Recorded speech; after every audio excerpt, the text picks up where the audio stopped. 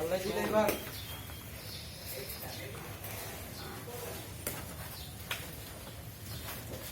এই গরু এটা আছে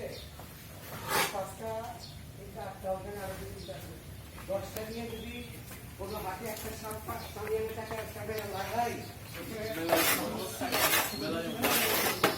আল্লাহ কিভাবে করতে